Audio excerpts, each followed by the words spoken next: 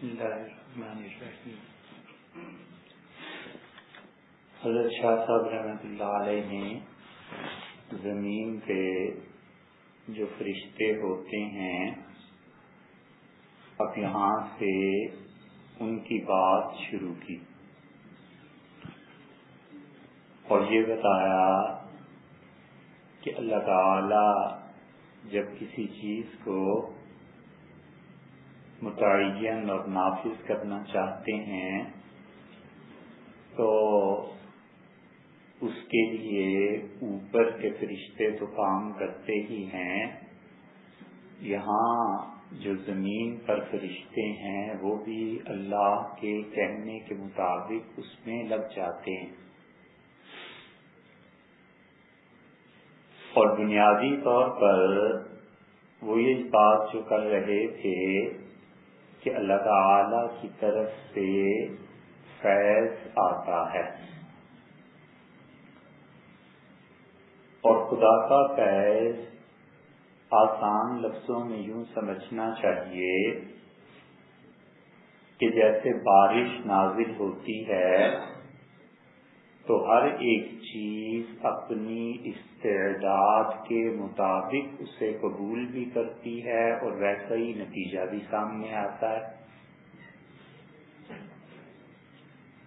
زمین پانی کو قبول کرتی ہے اور اس کا نتیجہ فصل کی صورت میں سامنے آتا ہے۔ انار کا درخت اسی بارش کو قبول کرتا ہے اور یہی پانی انار میں جا کے انار بن جاتا ہے اور مالٹے میں جا کر اس کا ذائقہ مختلف ہو جاتا ہے۔ تو اللہ کی طرف سے فیض جو نازل ہوتا ہے یعنی رحمت اور برکت، ہر چیز میں جو استعداد ہوتی ہے اس کے مطابق وہ شکل اختیار کرتا ہے۔ سورج اس کی دوسری مثال ہے کہ دھوپ آتی ہے اور دھوپ پھول پر پڑے تو وہ کھلتا ہے اور خوشبو پیدا ہوتی ہے، اور گندگی کے ڈھیر پر پڑے تو تعفن پیدا ہوتا ہے۔ ایسے ہی زمین میں جو چیزیں تھیں ان کی استعداد نے چاہا کہ اللہ کی طرف سے ان پر فیض نازل ہو، اور خدا کی طرف سے جب برکتیں رحمتیں نازل کی گئیں تو اس برکت اور رحمت نے وہ شکل اختیار کی جس چیز میں کسی نے اسے ڈھالا۔ بارش نازل ہوتی ہے اور آدمی پیالہ الٹا کر کے رکھ لے تو سارے جہان میں بارش برس جائے، اس کا پیالہ پر نہیں ہو سکتا کیونکہ اس نے اپنا پیالہ خود ہی الٹا رکھا ہوا۔ تو زمین میں جو عناصر پائے جاتے تھے، گویا کہ شاہ صاحب رحمۃ اللہ علیہ فرماتے ہیں کہ انہوں نے اللہ سے درخواست کی کہ تیری طرف سے رحمت اور برکت ہم پر نازل کی جائے۔ تو خدا تعالی نے جب یہ رحمتیں نازل کی تو کہتے ہیں کہ پھر اس میں اوپر سے جو رحمت نازل ہوئی نیچے والوں نے قبول کی، بحسب استعداد القابل و تاثیر الفاعل۔ دو لفظ استعمال کیے ہیں شاہ صاحب نے رحمہ اللہ، اور وہ کہتے ہیں کہ ایک تو جو زمین میں اوپر والے فرشتوں کی نہیں، زمین والے فرشتوں میں جو استعداد تھی اس کے مطابق، وہی مثال ہے پھول کی استعداد اور گندگی کی استعداد اور فاعل جو اوپر والے ہیں ان کی تاثیر کے مطابق۔ دھوپ جتنی تیز مکہ مکرمہ میں پڑتی ہے ہمارے یہاں نہیں پڑتی۔ جن لوگوں کو وہاں رہنے کا تجربہ ہوا ہے وہ جانتے ہیں کہ وہاں کی گرمی زیادہ شدید ہے، اس کے اپنے اسباب ہیں۔ وہاں دریا نہیں ہے، ہریالی نہیں ہے، جو کچھ بھی ہے، لیکن اس دھوپ کو قبول کرنے والے کی اپنی استعداد اور اوپر سے جو دھوپ جس تیزی سے پڑتی ہے، دونوں مل کے کام ہوتے ہیں۔ تو شاہ صاحب رحمۃ اللہ علیہ نے کہا کہ ہوتا یوں ہے کہ وہ جو اوپر سے اللہ کی طرف سے نور نازل ہوتا ہے، برکتیں، وہ لوگوں کے دلوں پر اثر کرتا ہے اور اس کے ساتھ ساتھ جانوروں کے دلوں پر بھی، اور جانور بھی اس کو قبول کرتے ہیں اور انسان بھی اس کو قبول کرتا ہے۔ جانوروں کی متعدد مثالیں حدیث میں آئی ہیں کہ حضور اکرم صلی اللہ علیہ وسلم نے بتایا کہ جانور خدا کی رحمت کو کیسے قبول کرتا ہے، یا جانور کو اللہ کی معرفت کیسے ہوتی۔ چنانچہ غالباً ابو داؤد کی روایت میں ہے، لیکن یہ صحیح حدیث میں ہے کہ حضور اکرم صلی اللہ علیہ وسلم کے پاس ایک اونٹ آیا اور اس اونٹ نے باقاعدہ وہ رویا جیسے کہ روتے ہیں اور اس کے آنسو گرنے لگے۔ تو حضرت صلی اللہ علیہ وسلم نے اس پہ ہاتھ پھیرا اور فرمایا کہ اس کا مالک کون ہے؟ تو لوگوں نے کہا فلاں لڑکا انصاری نوجوان، تو اسے بلایا اور آپ نے فرمایا اس نے تمہاری شکایت کی ہے اور تم اسے کھانا وقت پہ نہیں دیتے ہو، یہ بہت بھوک میں ہے، اس کا کچھ بندوبست کر۔ تو اس کا مطلب یہ ہے کہ جانور پہچانتے ہیں کہ اللہ سے دعا کیسے مانگی جائے، کدھر جائیں اور کس کا دروازہ کھٹکھٹائیں۔ حضور صلی اللہ علیہ وسلم کے پاس آ گئے، بہت چیزیں ایسی ملیں گی۔ حدیث میں آیا ہے مشکات شریف میں کہ سلیمان علیہ السلام سے لوگوں نے آ کے عرض کیا کہ حضرت بارش نہیں ہو رہی اور قحط سالی ہو گئی، تو انہوں نے فرمایا ایک وقت مقرر کرو، فلاں وقت ہم اور جنات اور انسان سب نکلیں گے اور باہر جا کے اللہ سے دعا مانگیں گے۔ چل پڑے مقررہ وقت پہ، اور کچھ آگے جا کے انہوں نے فرمایا لوٹ جاؤ، بارش ہو جائے۔ تو لوگوں نے پوچھا کہ حضرت کون سی چیز تھی جس پہ آپ نے کہا کہ بارش ہو جائے گی؟ تو انہوں نے کہا ہم جو ہی نکلے تو میں نے ایک چیونٹی کو دیکھا اور وہ زمین پہ کھڑی ہو گئی۔ آپ کبھی کبھی چیونٹیوں پر غور کریں تو یہ چیونٹی اتنی چھوٹی سی ہوتی ہے لیکن کھڑی ہو جاتی ہے، اور آپ خود غور کریں تو آپ دیکھیں گے کہ اس کے دو جو بازو ہیں چھوٹے چھوٹے وہ پھیلا دیتی، یہ کئی مرتبہ دیکھنے میں آتا ہے۔ تو سلیمان علیہ السلام نے کہا کہ اس سے بازو پھیلا دیے اور کہا اللہ، انسان اور جنات گناہ کرتے ہیں اور اس وجہ سے بارشیں نہیں ہوتی اور ہم زمین کے اندر جل گئی ہیں، بارش ہوئی نہیں اس سال اور زمین کے اندر گرمی پیدا ہوگی، تو اے رب ان کے کیے پہ ہمیں نہ چلا، ہمیں نہ سزا دے۔ تو اللہ تعالی نے فرمایا کہ ہم نے اس چیونٹی کی سن لی اور لوگوں کو کہو کہ اس چیونٹی کے صدقے میں خدا تمہیں بارش دے دے گا۔ تو سلیمان علیہ السلام نے فرمایا کہ قد سقیتم لغیرکم، اللہ نے جانوروں کی وجہ سے انسانوں پر رحم کر دیا، لوٹ جاؤ بارش ہو جائے۔ تو الہامات جو آتے ہیں یہ جانوروں پر بھی اس طرح آتے ہیں۔ اورنگزیب عالمگیر سلطان سلیم جہانگیر نے 1.5-2 من سونے کی ایک زنجیر لٹکا دی اور اس سے کہا کہ یہ زنجیر عدل ہے، اور پورے ہندوستان میں اعلان کروا دیا کہ اگر کسی کو بھی مجھ سے شکایت ہو، کرنی ہو، کسی کے بھی آگے کہیں انصاف نہ ملے تو میرے محل کے باہر آ جاؤ، اور دیوار سے ایک طرف زنجیر لٹک رہی ہے، اس کو تم ہلاؤ گے تو اس کی کھٹک پہنچے گی وہاں جہاں میں سوتا ہوں، اور سارے محل میں گھنٹیاں بجنے لگیں گی تو میں تمہارا مقدمہ سنوں۔ کئی مظلوم آئے قاضیوں کے فیصلے لے کے، زنجیر ہلاتے تھے اور جہانگیر کی طرف سے حکم تھا دیکھو کس نے ہلایا اور لے آؤ بٹھاؤ اور اسے مجھے بتاؤ میں نے ملنا ہے، اس کی ساری باتیں ہو جاتی. آدھی رات کے وقت ایک مرتبہ زنجیر بجنے لگی تو جہانگیر اٹھ بیٹھا اور جو ملاقات کا کمرہ تھا وہاں آ کے بیٹھ گیا، اور جو نوکر تھے شاہی انہوں نے آ کے اطلاع دی. انہوں نے کہا حضور گھوڑا آیا ہے اور گھوڑے نے منہ میں زنجیر پکڑ لی ہے اور غالباً یہ کہیں سے رستہ توڑا کے بھاگا ہے، تو وہ بے عقل جانور ہے، تو آپ کو بڑی زحمت ہوئی، ہم نے البتہ گھوڑے کو باندھ دیا، آپ جائیں. اس سے کہا نہیں گھوڑے کو لے گیا. تو گھوڑا جب لایا گیا تو جہانگیر خود بھی پہنچ گیا گھوڑے تک، تو گھوڑے نے جہانگیر کا ہاتھ چاٹنا شروع کر دیا. اس سے تسلی دی، گھوڑے پہ ہاتھ پھیرا، پھر کہنے لگا کہ اسے چیزیں کھلا، بادام اور کیا کیا چیزیں. آخر بادشاہ کا دسترخوان تھا، گھوڑے نے بڑی رغبت سے ساری چیزیں کھائیں، پانی دیا اور چل پڑا. اس نے کہا اسے باندھ دو اور جو اس کے مالک ہیں ان کو تلاش کرو. آخر گھوڑا کیسے آ گیا تو مالک تلاش کیے گئے، تو جو لوگ کپڑے دھوتے تھے ان کا گھوڑا تھا. تو اس نے کہا اس کے ساتھ ضرور کوئی ظلم کیا ہے. تو انہوں نے کہا حضور اس دن کھانا دینا بھول گئے.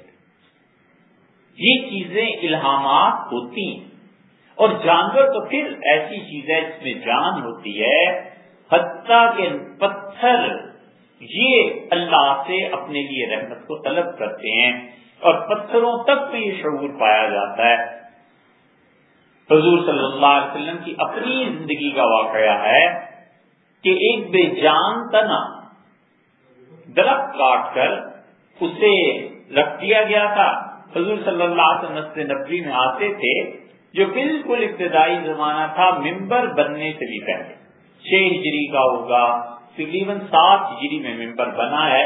اور ایک عورت نے آ کے عرض کیا کہ اللہ کے رسول آپ بیٹھتے ہیں یہاں کرسی پہ اور اگر آپ اجازت دیں تو میں آپ کے لیے ممبر بنوا دوں. آج کل میرے گھر میں لکڑی کا کام کرنے والا بہت اچھا آدمی کاریگر ہے.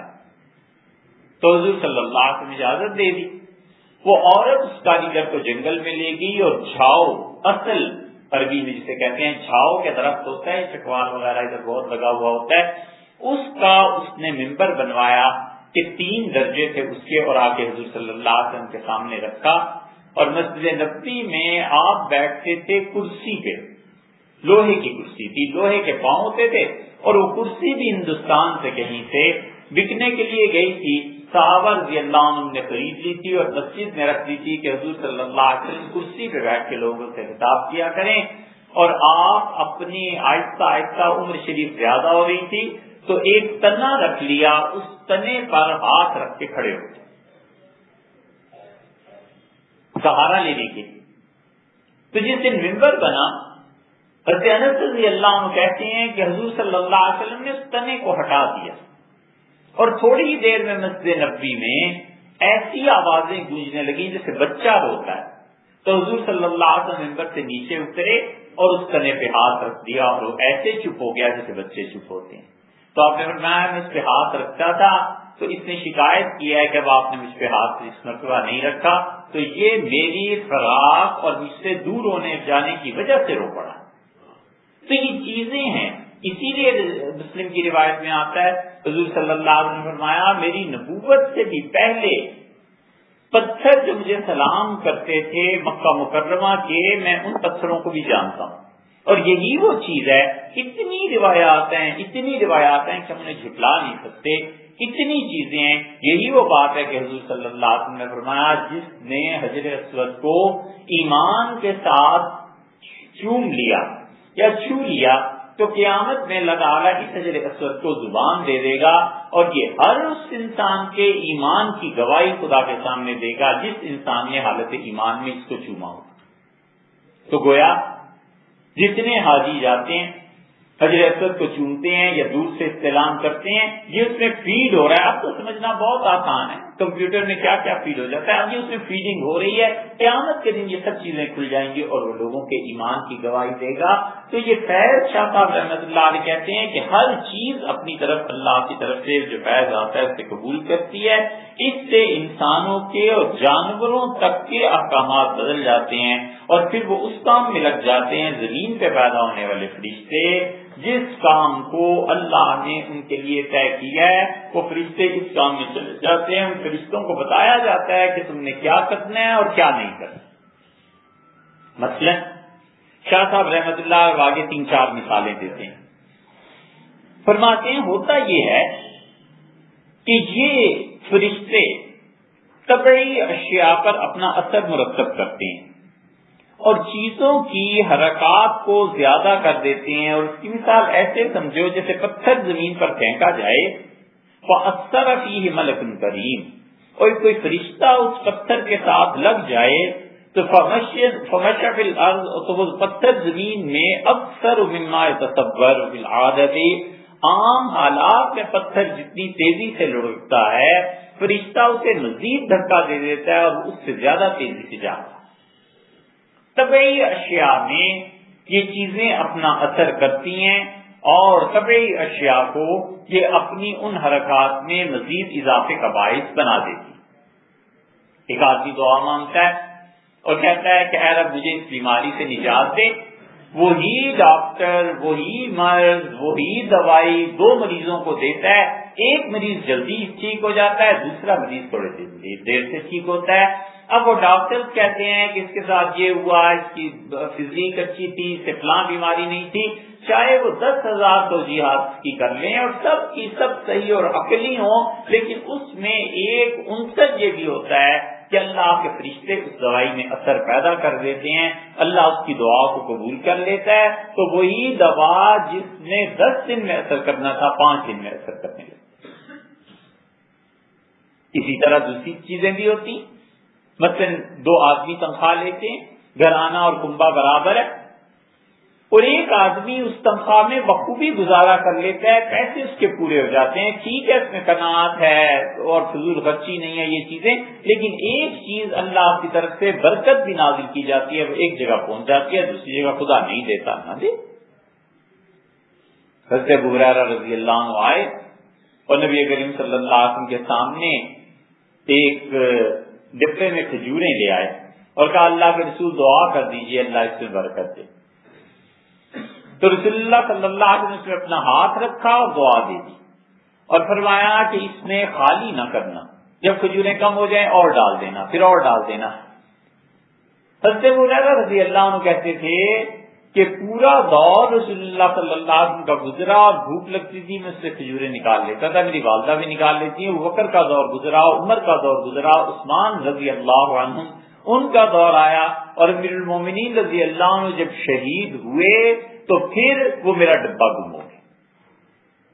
فرماتے تھے ہمارے گھر میں ایک برکت کی چیز تھی وہ جاتی رہی۔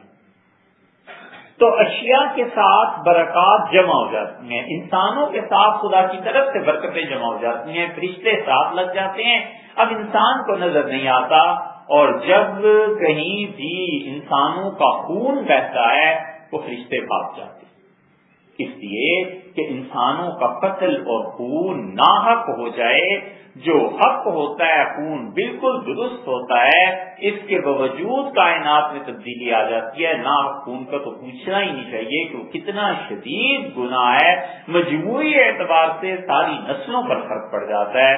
حضور صلی اللہ علیہ وسلم نے فرمایا مومن ٹھیک کام کرتا رہتا ہے، لیکن جس دن وہ اپنے ہاتھ رنگ لیتا ہے کسی کے ناجائز خون میں، تم دیکھو گے اس کی نیکی کی رفتار کم ہو جاتی۔ اسی طرح قومیں ان کے زوال کے اسباب سے ایک انسانی خون آ جاتا ہے کہ انسانی خون بہ جائے تو پھر وہ برکتیں ہٹ جاتی ہیں، پھر فرشتے اپنے آپ کو ہٹا دیتے ہیں، کیونکہ اللہ کی طرف سے انہیں حکم ہو جاتا ہے کہ اب اس چیز میں لوگوں کی مدد نہیں کرنی۔ خود شاہ ولی اللہ رحمۃ اللہ علیہ اپنا ایک واقعہ آگے چل کے بیان کریں گے۔ وہ کہتے ہیں میں کھانا کھا رہا تھا اور ایک لقمہ میرے ہاتھ سے گر گیا، اور وہ کہتے ہیں وہ اتنی تیزی سے لقمہ لڑکتا ہوا گیا کہ ہم سب حیران ہوئے گھر والے، اس لقمے کو کیا ہو گیا؟ کیونکہ لقمہ گرتا ہے تو زمین پہ گر گیا اور ٹک گیا تھا اور وہ لڑکتا چلا گیا. پھر فرماتے ہیں کہ اس وقت یہ حقیقت کھلی کہ بعض اوقات ان اشیاء کے ساتھ اللہ کے وہ فرشتے لگ جاتے ہیں جو زمین پہ ہوتے ہیں اور وہ اس کی حرکت میں اضافہ کر دیتے ہیں اس چیز کی. نتیجہ یہ کہ اللہ کی جو مراد ہوتی ہے وہ پوری ہو جاتی ہے. حضور صلی اللہ علیہ وسلم کیا بھی ایسی چیزیں مل جائیں گی. یہ شاہ صاحب نے پہلی مثال دی. دوسری مثال کو دیتے ہیں, کہتے ہیں کہ ربما اور کبھی یہ ہوتا ہے کہ شکار کرنے والا مچھلیاں پکڑنے کے لیے دریا میں جال پھینکتا ہے. فجاءت افواج من الملائکہ, تو فرشتوں کی پوری جماعت فوج آ جاتی ہے اور وہ مچھلیوں کے دلوں میں یہ ڈالتے ہیں کہ اس جال میں گھس جاؤ. وَهَٰذِهِ أَن تَهْرُبَ, اور دوسری مچھلیوں کے دل میں ڈال دیتے ہیں کہ بھاگ جاؤ. تو نتیجہ یہ نکلتا ہے کہ شکاری ان مچھلیوں کو پکڑ لیتا ہے جو جال میں آتی ہیں اور باقی جو ہوتی ہیں بھاگ جاتی ہیں. وہی اللہ تعلم لِمَ تَفْعَلُ كَذَلِكَ, اور مچھلیوں کو نہیں پتا چلتا کہ جو جال میں چلی گئی ہیں تو وہ کیوں چلی گئی ہیں اور جو بھاگ گئی ہیں وہ کیوں بھاگ گئی ہیں. وَلَٰكِن تَتَّبِعُ مَا أُلْهِمَتْ, بلکہ وہ پیروی حقیقت میں کرتی ہیں جو کچھ کے ان مچھلیوں کے دل میں ڈالا جاتا ہے. موت آ جاتی ہے مچھلیوں کی, تو جنہیں مرنا ہوتا ہے جال میں چلی جاتی ہے. حضور اکرم صلی اللہ علیہ وسلم نے ایک آیت کی تشریح کی اور اللہ نے یہ فرمایا وَمَا تَدْرِي نَفْسٌ بِأَيِّ أَرْضٍ تَمُوتُ, اور کوئی آدمی یہ نہیں جانتا کہ کس زمین میں جا کر اس کا دم نکلے گا. تو حضرت صلی اللہ علیہ وسلم نے فرمایا اور یہ ہوتا ہے کہ تم دیکھو کہ جس آدمی کی موت جس زمین پہ لکھی ہوتی ہے اچانک کوئی کام وہاں نکل آتا ہے, یعنی وہ پہلے کوئی جانے کا ارادہ نہیں ہوتا, اچانک اس زمین پہ پہنچتا ہے اور جب وہاں پہنچتا ہے تو فرشتے اس کی جان نکال دیتے ہیں. صحیح تھا اپنے گھر میں اور پنڈی میں تھا اور موت کی جگہ اسلام آباد لکھی ہوئی تھی, اچانک کوئی کام نکل آیا, کچھ کام ہو گیا, لوگ اٹھا کر اس زمین پہ لے آئے, یہاں آئے پھر ختم ہو گیا.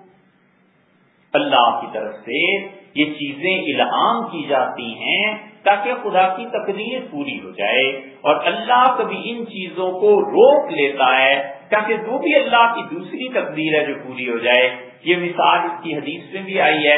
حضرت عمر رضی اللہ عنہ گئے بیت المقدس کی چابی لیں, اور جب بیت المقدس فتح ہوا تو وہاں جو عیسائی تھے انہوں نے کہا کہ تورات میں یہ آیا ہے اور انجیل میں کہ ایک غیر قوم سے فتح کرے گی اور ان کے جو آقا اور لیڈر ہوں گے وہ چابی لینے کے لیے آئیں گے, تو آپ اس کو پورا کریں, انہیں بولا.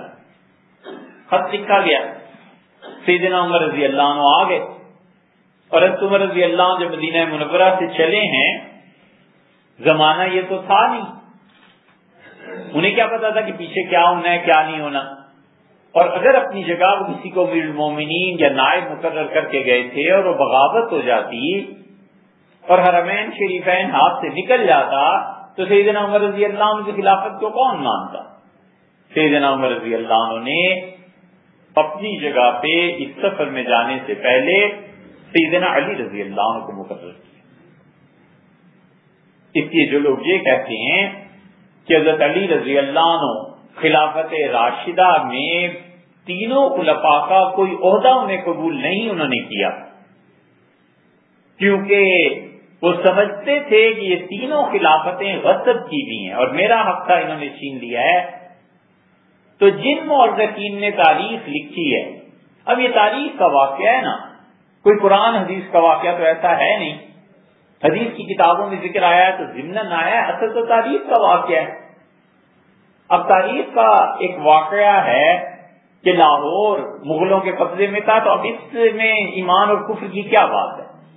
اب تاریخ کا واقعہ ہے کہ گجرخان پنڈی کی ایک تحصیل ہے, اس میں کتاب و سنت کا کیا مسئلہ ہے, کفر اور اسلام کا کیا مسئلہ ہے. سیدنا عمر رضی اللہ عنہ نے علی رضی اللہ عنہ کو مقرر کیا. اگر حضرت علی رضی اللہ عنہ یہ سمجھتے ہوتے امیر المومنین رضی اللہ عنہ کے نائب ہونا یا ان کے حکمرانی میں ان کا ایک عہدہ قبول کرنا یہ بالکل جائز نہیں تھا, تو سب سے بڑا عہدہ عمر رضی اللہ عنہ نے دے کے گئے, اپنی جگہ مدینہ منورہ میں انہیں خلافت کا نائب مقرر کیا اور خود تشریف لے گئے, اور جاتے ہوئے ایک اونٹ لے کر گئے. 2 آدمی تھے، ایک غلام ان کا ساتھ تھا. تو کسی نے کہا کہ آپ 2 ہیں تو 2 اونٹ تو کم سے کم سواری میں لے لیں. تو فرمایا کیا ضرورت ہے، 3 منزلیں کریں گے، ایک پہ میں چلوں گا اور یہ اسلم میرا غلام سوار ہو جائے گا، اور ایک پہ اسلم میں سوار ہو جاؤں گا اور اسلم پیدل چلے گا، اور اس سے آگے تیسری منزل جو آئے گی اس میں ہم دونوں پیدل چلیں گے اور اونٹ کو آرام پہنچائیں گے. فرمایا تینوں کا حق برابر ہو جائے گا. اس زمانے میں منزلیں مقرر تھی، جیسے ہمارے یہاں میل مقرر ہیں، تو 16, 18, 20 میل کی ایک منزل ہوا کرتی تھی. مختلف محدثین نے مختلف لکھی ہیں، لیکن فاصلے متعین. سیدنا عمر رضی اللہ عنہ مدینہ منورہ سے شام تشریف لے گئے، 600-700 کلومیٹر. اسی طرح پہنچے وہاں، اور وہاں جا کر جب بیت المقدس میں داخل ہونا تھا تو باری اسلم کی آ گئی. تو لوگوں نے کہا امیر المومنین آپ سوار ہو. تو فرمایا میں ظلم نہیں کرتا، باری غلام کی ہے، اس کو سوار ہونا چاہیے. تو وہ سوار ہے اور حضرت عمر رضی اللہ عنہ اونٹ کی لگام پکڑ کے پیدل چل رہے ہیں. تو وہ جو عیسائی تھے وہ حیران کدھر ہے امیر المومنین، اچھا یہ ہے. تو لوگوں نے اشارہ کیا کہ وہ ہیں جو اونٹ پکڑ کے آ رہے ہیں. تو شہر کی چابی ان کے حوالے کی گئی، اور سیدنا عمر رضی اللہ عنہ جب واپس ہوئے تو تعاون پھیل گئی تھی. اتنا تعاون تھا، اتنا کہ حضور صلی اللہ علیہ وسلم پیشن گوئی کی تھی اس تعاون کی، اور آپ نے فرمایا تھا کہ ایسا مرض پھیل جائے گا تعاون کا، اور تم میں سے جو بھی اس میں انتقال کر جائے گا وہ شہید ہو. 10,000 سے زیادہ صحابہ رضی اللہ عنہ اس میں شہید ہو گئے. تو عمر رضی اللہ عنہ جب آئے واپسی پہ تو عبد الرحمن ابن عوف کہیں گئے ہوئے، اور ابو عبیدہ بن الجراح رضی اللہ عنہ وہاں پر چیف تھے، کمانڈر تھے، سب سے بڑی قیادت ان کی تھی. تو انہوں نے آ کے عرض کیا کہ امیر المومنین آپ یہاں سے اتنے کلومیٹر پہ لشکر ہے تو آپ تشریف لائیے. حضرت عمر رضی اللہ عنہ بہت احتیاط کرتے تھے طبی اصولوں پر عمل کرنے میں. نہیں وہ اپنی طبیعت ایسی تھی ان کی کہ وہ ایسی اجازت نہیں دیتے تھے ہر چیز. ایک آدمی آیا اور اسے کوڑ تھا، تو اس نے کہا کہ میں امیر المومنین رضی اللہ عنہ کے ساتھ کھانا کھاؤں گا. حضرت عمر رضی اللہ عنہ فرمایا میں اس کے ساتھ کھانا نہیں کھا سکتا. فرمایا انہیں کہیں کہ بیماری ہے، بس سب ہے، میں کیا کروں اس کا، لیکن میں کھانا نہیں کھا سکتا، ایسے نہ ہو یہ بیماری ہم لوگوں کو بھی لگ جائے. حضرت عمر رضی اللہ عنہ کے بیٹے تھے، کوڑی آیا اور اس کی انگلیوں سے خون ٹپک رہا تھا. تو حضرت عبداللہ ابن عمر رضی اللہ عنہ نے کہا میرے ساتھ کھالو سے قسم باللہ، اللہ پہ بھروسہ کرتا ہوں اگر مجھے بھی یہ مرض لگنی ہے تو لگ جائے گی، نہیں لگنی تو نہیں لگے گی. طبیعتوں کا بھی اختلاف ہے. حضرت عمر رضی اللہ عنہ نے کہا ابو عبیدہ میں نے سنا ہے تعاون آیا ہوا ہے، ان کا جی آیا ہوا ہے. انہوں نے کہا بہت سے آدمی وہاں انتقال کیا گیا، جی بہت سے آدمی شہید ہو گئے. حضرت عمر رضی اللہ عنہ کا میں تو نہیں جاتا. ابو عبیدہ رضی اللہ عنہ کو بڑا غصہ آیا اس کا، اور انہوں نے کہا امیر المومنین آپ نہیں جاتے، فوج مر رہی ہے. تو انہوں نے کہا بھائی تعاون کی وبا پھیلی ہوئی ہے، مجھے ابھی تعاون ہوا نہیں، ہم لوگوں کو نہیں ہوا، ہم ادھر سے مدینہ منورہ جائیں گے. جب زیادہ اقرار کیا تو عمر رضی اللہ عنہ نے شورا بلا اور بحث یہ چھڑی کہ امیر المومنین فوج میں جائیں یا نہیں. حضرت عمر رضی اللہ عنہ نے شدید اس بات کی مخالفت کی کہ میں نہیں جاؤں، اور عبیدہ رضی اللہ عنہ حق میں تھے کہ جائیں. آخر فیصلہ یہ ہو گیا کہ حضرت عمر رضی اللہ عنہ کا نہ تو فوج ادھر آئے گی نہ میں ادھر جاؤں گا، ہم اپنے طرف جائیں گے، تم اپنا کام کرو. اور عبیدہ رضی اللہ عنہ نے اس پہ خاموشی تو اختیار کر لی، مگر ناراضگی بہت تھی ان میں. اگلے دن صبح عبد الرحمن ابن عوف رضی اللہ عنہ آ گئے اور مسافت کر کے کہیں سے آ رہے تھے. تو انہوں نے کہا میں نے سنا ہے کہ شورا ہوئی ہے. تو لوگوں نے کہا جی شورا کا اجلاس ہوا تھا اور یہ بات تھی. تو انہوں نے کہا ابو عبیدہ اور امیر المومنین عمر اس میں اتنا شورا بلانے کی کیا بات تھی؟ میں نے حضور صلی اللہ علیہ وسلم سے خود سنا تھا، آپ فرماتے تھے جب کہیں وبا پھیل جائے اور تم باہر ہو تو اس شہر میں نہ جانا، اور اگر اندر ہو تو باہر نہ. تو عمر رضی اللہ عنہ اتنے خوش ہوئے اس بات سے، اتنا خوش ہوئے، فرمایا وافق النبی صلی اللہ علیہ وسلم وافقت، میرا فیصلہ حضور صلی اللہ علیہ وسلم کی بات کے مطابق ہو گیا. اور پھر فرمانے لگے دنیا پوری فتح ہو جائے تو مجھے اتنی خوشی نہ ہو جتنی اس بات کی خوشی ہے کہ میرا اجتہاد رسول اللہ صلی اللہ علیہ وسلم کی بات کے مطابق ہو گیا. ابو عبیدہ رضی اللہ عنہ کو غصہ تھا، کہنے لگے تفر من قضاء اللہ، خدا کی تقدیر سے بھاگنا چاہتے ہیں، اللہ کی تقدیر میں اگر موت ہوئی تو آ جائے گی، نہیں ہوگی تو چلے جائیں گے۔ تو حضرت عمر رضی اللہ عنہ نے بھی ایسے ہی جواب دیا، انہوں نے کہا نام نفر من قضاء اللہ الی قدر اللہ، اللہ کی یہ جو تقدیر ہے نا تعاون والی، اس سے بھاگ کر خدا کی دوسری تقدیر مدینہ منورہ میں خیر خیریت سے پہنچنے والی ادھر جا کر، وہ بھی تو تقدیر ہے۔ اگر یہ تقدیر ہے تو وہاں بھی تو تقدیر ہے، وہاں جانا بھی تو میرا اپنا مرضی نہیں، وہ بھی تو فیصلہ ہے۔ یہ چیز ہوتی ہے کہ انسانوں میں سوچ کا انداز بھی مختلف ہوتا ہے، اور پھر ہر آدمی اپنے اپنے اجتہاد میں اس پہ عمل کرتا ہے بشرطے کہ وہ اس کا اہل ہو۔ تو یہ مچھلیاں کیوں چلی جاتی ہیں جال میں، وہ مچھلیاں کیوں بھاگ جاتی ہیں؟ خدا کا فیصلہ ہے، تقدیر ہے، یہ نافذ ہونی ہے، ایسے ہو جاتا ہے۔ اس لیے بہت سے لوگ وہ احتیاطی تدابیر کو کم درجے کی حیثیت دیتے ہیں، اور بہت سے لوگ احتیاطی تدابیر پر پورا عمل کرتے ہیں۔ شریعت کے واضح احکامات یہ ہیں کہ انسان تدبیر کو پیش نظر رکھے اور تدبیر پر عمل کرے۔ شاہ صاحب رحمۃ اللہ علیہ کہتے ہیں انہیں نہیں پتا چلتا مچھلیوں کو کہ کیا ہو رہا ہے، لیکن ان کے دلوں میں یہ چیز ڈالی جاتی ہے کہ یوں کرو اور یوں نہ کرو۔ ایسے ہی ہوتا ہے، انسانوں کے دلوں میں چیز ڈالی جاتی ہے۔ کبھی کبھی خام خواہ کسی کے دل میں آتا ہے کہ گھر اٹھ کے چلا جاؤں، گھر جاتا ہے تو پتا چلتا ہے کہ اس وقت آنے میں کیا حکمت اور مصلحت تھی۔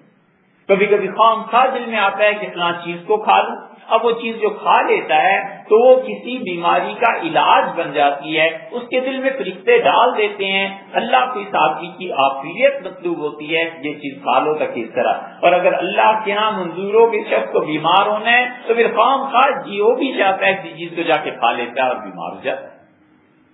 سب چیزیں تقدیر کی طرف لوٹ جاتی ہیں۔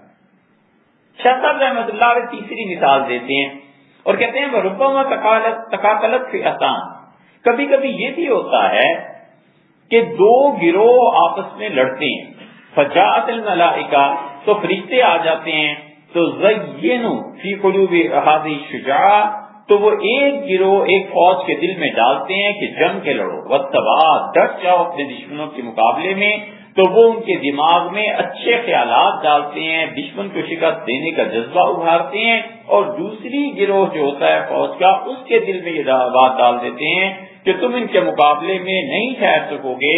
تو نتیجہ یہ نکلتا ہے کہ یہ لوگ جو تیر چلاتے ہیں وہ فرشتوں ہی کی طرف سے چلایا جاتا ہے، یا اس طرح کی چیزیں ہوتی ہیں، اور پھر جو خصلتیں شجیع اور بہادر فوج کے دل میں ڈالی جاتی ہیں، ازدادہ هذه القتال، دوسرا جو گروہ ہوتا ہے اس کے دل میں اس کے برعکس خیالات پیدا کیے جاتے ہیں، لیقضی اللہ امرا کان مفعولا، تاکہ اللہ کی تقدیر پوری ہو جائے۔ دو گروہ ہیں، فوج ہے کافروں کی اور مسلمانوں کی، ایک گروہ کو اللہ نے غالب کرنا ہے، فرشتے ان کے دل میں آ کر غالب گروہ کے ڈالتے ہیں کہ لڑو، مارو، مر جاؤ، یہ تدبیر اختیار کرو، اس طرح تم قابو پالو گے۔ دوسرا جو گروہ ہوتا ہے اس کے دل میں فرشتے ڈالتے ہیں کہ تم نے تو ہار ہی جانا ہے، تم نے تو مرنا ہی مرنا ہے، تم تو مقابلہ کر ہی نہیں سکتے دشمنوں کا، نتیجہ یہ کہ بھاگ جاتے۔ یہاں بھی الہام ہے، وہاں بھی فرشتوں کا الہام ہے، اور اصل بات یہ ہے کہ جتنا بھی کائنات میں یہ چیزیں پائی جاتی ہیں، اس ساری شجاعت اور اچھائیوں کا منبع خود تعالی شانہ کی ذات ہے، وہیں سے یہ چیزیں آتی ہیں، اور اصل میں بس انسانوں کی استعداد پر فرق پڑتا ہے۔ تقدیر اللہ کی طرف سے طے شدہ ہوتی ہے کہ فلاں قوم کی پٹائی ہونی ہے، خدا کسی اور قوم کو اس پر مسلط کر دیتا ہے اور پٹائی ہو جاتی ہے۔ یہودی جب حد سے گئے گزرے ہو گئے اور انبیاء علیہ السلام کے احکامات کو بدل دیا، نہ وہ نماز پڑھتے تھے، نہ وہ نبوت کو عملاً نافذ کیے ہوئے تھے نبوت کے احکامات کو، اور انسانوں میں سخت انتشار پھیلا ہوا تھا، اور بیت المقدس جو اس زمانے میں مرجع اور منبع تھا، سارے یہودی وہاں جاتے تھے، وہاں پر ظالم حکمرانوں کا قبضہ ہو گیا، تو اللہ تعالیٰ کو منظور تھا کہ وہ مظلوموں کی مدد کرے، چنانچہ مشرکین ایران کے انہیں اٹھایا اور اللہ نے کہا کہ وَأَثْنَىٰ عَلَيْهِمْ عِبَادًا لَنَا أُولِي بَأْسٍ شَدِيدٍ، ہم نے اپنے بندوں کو وہاں سے اٹھایا، مشرکوں کو تھے تو وہ بھی ہماری بندے، اور ہم نے ان پہ لا کر مسلط کر دیا کہ مارو ان مسلمانوں کو، یعنی جو اس زمانے کے یہودی مسلمان ہی تھے نا، انبیاء علیہ السلام کو مارنے والے، اللہ نے کہا مارو انہیں اور انہیں نکالو یہاں سے بیت المقدس اور تم قبضہ کرو۔ خدا کو سزا دینی مطلوب تھی، وہ ہو کر رہی۔ بدر میں ایسے ہوا کہ اللہ تعالیٰ کو منظور تھا کہ مسلمان غالب آئے اور کافر پٹ جائیں، تو فرشتوں نے نازل ہونا شروع کیا۔ حدیث میں بھی آیا ہے اور سورہ انفال میں بھی قرآن کریم میں آیا ہے کہ ہوا یہ کہ شیطان آ گیا ادھر، اور شیطان جانتا تو تھا کہ یہ معرکہ ایسا ہے کہ اگر مسلمان اس میں پٹ جاتے ہیں، ختم ہو جاتے ہیں، تو اللہ کا دین مٹ جائے گا۔ اور اس نے آ کر ابو جہل اور دیگر سردار جو تھے، شیبہ وغیرہ، ان سے کہا کہ لڑو، پر میں تمہارے ساتھ ہوں۔ انہوں نے کہا تم کہاں سے آئے ہو؟ تو اس نے کسی جگہ کا نام لیا کہ میں وہاں کا شیخ ہوں، اب کون تحقیق کرتا اور کیسے، لیکن انہوں نے دیکھا کہ ایک بڑا وجیح، ایک بڑا اچھا سردار ہمارے ساتھ ہے اور ہماری ہمت بندھا رہا ہے، تمہیں لڑ پڑنا چاہیے۔ اللہ تعالیٰ فرماتے ہیں کہ ہم نے بدر میں فرشتے نازل کیے۔ یوم الفرقان ایسا دن تھا جس دن واضح ہو جانا تھا، فرق پڑ جانا تھا، اور قرآن نے کیا زبردست بات کہی ہے۔ اللہ نے کہا لِيَحْيَىٰ مَنْ حَيَّ عَن بَيِّنَةٍ، ہم نے چاہا کہ بدر میں فیصلہ ہو جائے کہ جس نے ہماری زمین پہ باقی رہنا ہے دلیل کے ساتھ آئندہ جیے، اور یہلک من ہلک عن بینۃ، اور جو برباد ہوگا اس کے پاس بھی کوئی جواز ہونا چاہیے، لوگ سمجھیں کہ وہ کیوں برباد ہوا ہے اور کیوں ہم نے انہیں مٹایا ہے۔ زمین پہ جس نے رہنا ہے وہ اپنا جواز مہیا کرے۔ یہ قوموں کا بھی اصول ہے، ملکوں کا بھی اصول ہے، افراد کا بھی اصول ہے۔ جو فرد یہ ثابت کر دے کہ اللہ میں تیری مخلوق کے لیے نفع دینے والی چیزوں، اللہ اسے قائم رکھتا ہے۔ جو قوم ثابت کر دے کہ اللہ ہماری وجہ سے تیری مخلوق کو فائدہ ہو رہا ہے اور فلاں قوم کی وجہ سے مخلوق کو نقصان ہو رہا ہے، وہ نقصان والی قوم خدا مٹا دیتا ہے، فائدے والی کو باقی رکھتا ہے۔ یہی ممالک کا بھی اصول ہے۔ جو ملک یہ ثابت کر دے کہ اس کے رہنے کی وجہ سے وہاں پر خیر اور برکات اور خوبیاں ہیں، اور وہ ملک اگر تباہ ہو جائے تو پھر امن چین ہو جائے گا، خدا وقت کے ساتھ ساتھ اسے تباہ بھی کر دیتا ہے، اور باقی انہی کو رہنے دیتا ہے جو اپنا جواز مہیا کرتے ہیں کہ ہم کیوں رہیں۔ وجہ ہونی چاہیے نا بھی، کیوں کوئی زندہ رہے، کیوں کوئی قوم مرے۔ بدر میں فرشتے ادھر بھی آ گئے، اور اللہ تعالیٰ نے فرمایا کہ ہم نے فرشتوں کو بھیجا اور ہم نے کہا کہ مسلمانوں کے دلوں کو جمانا، اور ہم نے کہا کہ یثبت اللہ الذین آمنوا، ایمان والوں کے دلوں کو تھام لینا، اور اللہ نے کہا کہ ان کافروں سے لڑو، انی معکم، میرے فرشتوں میں تمہارے ساتھ۔ تو جب اللہ فرشتوں سے کہتے کہ میں تمہارے ساتھ ہوں، ان فرشتوں نے کیا پیچھے ہٹنا تھا؟ ویسے بھی نہیں ہٹنا تھا، لیکن اللہ نے کہا جبریل امین جب آئے تو شیطان ادھر کھڑا تھا، اس کی نظر جو جبریل امین پر پڑی تو جانتا تو پہلے وہ بھی تھا نا کہ یہ ساتھ ہی رہے ہیں ہمارے بھی، وہ پیچھے ہٹنے لگا۔ ينقلب على عقبيه، قرآن کہتا ہے ایڑیوں کے بل پیچھے ہٹا دیکھ کے جبریل کو، اور جبریل امین وہ آئے تھے اسی کو مارنے کے لیے، یہ پیچھے ہٹا تو انہوں نے کہا کہ نکث على عقبيه، انہوں نے کہا کیا ہو گیا تمہیں، کیوں بھاگ رہے ہو؟ اس کا انی ارا ما لا کرو۔ یہ بدر میں جو سامنے ہے نا، میں جنہیں دیکھ رہا ہوں تم نہیں دیکھ رہے، انی اخاف اللہ رب العالمین، میں ڈرتا ہوں اللہ سے جو اس ساری کائنات کا پروردگار ہے۔ یہاں کون لڑے، اس جلدی میں کون منہ دے، وہاں تو پرانے یار دوست ہیں، یہ فرشتے تو مجھے مار دیں گے۔ وہ بھاگ کھڑا ہوا، اور یہاں جبریل امین نے لوگوں کو اور فرشتوں نے ثابت قدم رکھا۔ صحابہ رضی اللہ عنہ کہتے ہیں، یہاں تک کہ ایک صحابی رضی اللہ عنہ کہتے ہیں کہ بدر میں میں ایک کافر کو مارنے لگا اور میری بالکل تلوار کی زد میں تھا، اور ایک آواز مجھے آئی اور اس کے ساتھ ایک کوڑا اس پر لگا اور وہ تڑپا، چیخا اور مر گیا۔ میں حیران کہ یہ کیا ہوا ہے، پھر میں نے دیکھا کہ اس کے جسم پر ایسے ایک نشان پڑ گیا ہے جسے بجلی آسمان کی جلا دیتی۔ تو حضور صلی اللہ علیہ وسلم چوتھے آسمان کا فرشتہ تھا اور وہ تم لوگوں کی مدد کے لیے آیا ہوا تھا، تو اس لیے وہ اس کافر کے پیچھے پڑا ہوا تھا، تمہاری تلوار چلنے سے پہلے اس سے اپنا کوڑا مار دیا، اور وہ بجلی کا نشان ہے جو تم نے دیکھا۔ اللہ کے فرشتے ایسے آتے ہیں، اور پھر یہ وہ مقام آ جاتا ہے مومن پہ جس کو کہتے ہیں کہ گفتہ اللہ بود، اس کا کہا اللہ کا کہا ہو جاتا ہے، گرچہ اصل کو میں عبداللہ بود، اگرچہ وہ بظاہر آدمی کے منہ سے بات نکل رہی ہوتی ہے لیکن حقیقت میں اللہ کی طرف سے وہ بات ہو جاتی ہے اور خدا کی طرف سے وہ اس کی تقدیر نافذ ہو جاتی ہے۔ اور یہی وہ وجہ ہے کہ فرشتے جب مدد کو آتے ہیں کہ حضور اقدس صلی اللہ علیہ وسلم نے صرف ایک مٹھی اٹھائی، صحیح بخاری وغیرہ کی روایات میں آتا ہے، اس کی شروع میں حافظ ابن حجر رحمۃ اللہ علیہ کہ انہوں نے ایک مٹھی اٹھائی، رسول اللہ صلی اللہ علیہ وسلم نے ریز کی، اور ہوا یہ کہ دونوں طرف جھاڑیوں میں حوازن قبیلے کے لوگ چھپ گئے اور بڑے زبردست تیر انداز تھے۔ حضور صلی اللہ علیہ وسلم کی پرورش اور دودھ پلایا تھا اسی قبیلے نے، اور سب سے زیادہ اچھی زبان عربوں میں ان کی سمجھی جاتی تھی۔ تو نبی کریم صلی اللہ علیہ وسلم کو اور صحابہ رضی اللہ عنہ کو اندازہ نہیں تھا کہ ان جھاڑیوں میں دوسری فوج چھپی ہوئی ہے۔ تینوں کے درمیان میں یہ سارے آگے چلے گئے۔ جب فوج آگے چلی گئی کافی ساری، تو انہوں نے اوپر سے تیر چلانے شروع کر دیے اور آگے سے۔ اب جب یہ ایک دم سے حملہ ہوا تو پیچھے کو پلٹے، اب پلٹے تو جائیں کہاں؟ حضور صلی اللہ علیہ وسلم اتر گئے اپنی سواری سے اور آپ نے لگام پکڑ لی اس کی، اور آپ بار بار فرماتے رہے کہ انا نبی اللہ کو، میں جھوٹا نبی نہیں ہوں، ابن عبد المطلب، میں عبد المطلب کا پوتا ہوں، اور دادا کا نام کیا، اور آپ نے بتایا میں نے آپ سے گاؤں کا دودھ پیا ہے، فلاں فلاں عورتوں کا دودھ میں نے پیا ہے، اور دشمنوں میں بے روکے آگے گھستے چلے گئے، اور آپ نے بتایا بلاؤ ان کو، فلاں کو آواز دو، فلاں کو آواز دو، اور اللہ کے فرشتے آئے اور رسول اللہ صلی اللہ علیہ وسلم نے زمین سے ایک مٹھی اٹھا لی مٹی کی، اور آپ نے کافروں کی طرف پھینک کے کہا کہ شاہد الوجوہ، اللہ ان شیروں کو برباد کر دے۔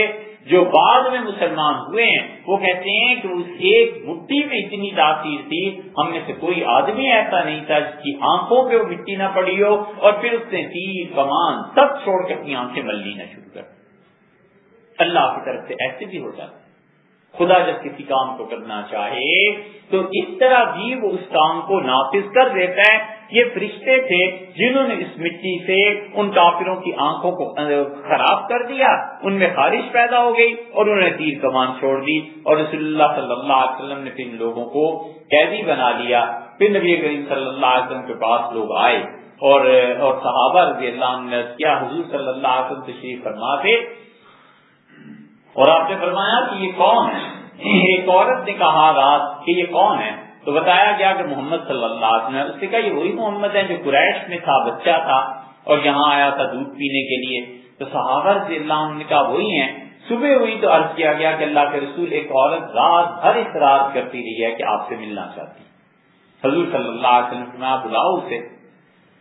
جب بلائی گئی تو وہ رسول اللہ صلی اللہ علیہ وسلم کی بہن اس اعتبار سے نکلی کہ شیما ان کا نام تھا، اور شیما نے اور رسول اللہ صلی اللہ علیہ وسلم دونوں نے اکٹھا دودھ پیا تھا، رضائی بہن تھی۔ تو نبی کریم صلی اللہ علیہ وسلم نے جب تعارف سنا تو چادر بچھا دی اور بہن کو بٹھایا، اور اس نے کہا میں نے اور آپ نے دونوں نے آمنہ ہی کا دودھ پیا تھا اور میں آپ کی بہن ہوں۔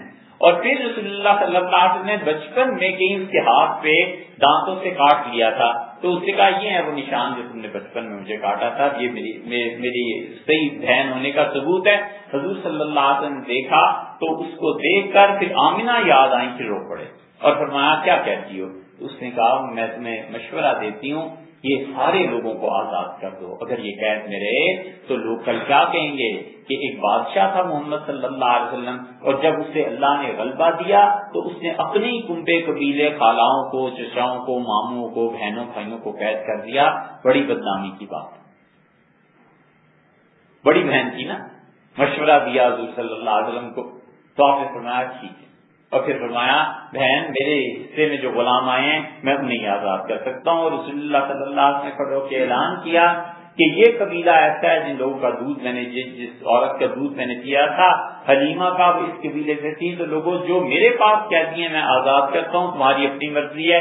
صحابہ رضی اللہ عنہ کا اللہ کے رسول یہ تو آپ کے دذیال اور ننہال ہیں، ہم انہیں کیسے قید کر سکتے ہیں؟ نتیجہ یہ کہ سارے ہزاروں کے حساب سے قیدی سب کے سب چھوڑ دیے گئے۔ نبی کریم صلی اللہ علیہ وسلم کو رشتہ داری کا، اپنے ساتھ تعلق کا اتنا پاس تھا اور طبیعت شریفہ ایسی تھی کہ کسی نے بھی احسان کیا ہے زندگی میں تو ہمیشہ اسے یاد رکھا، ہمیشہ اسے نبھاتے رہے۔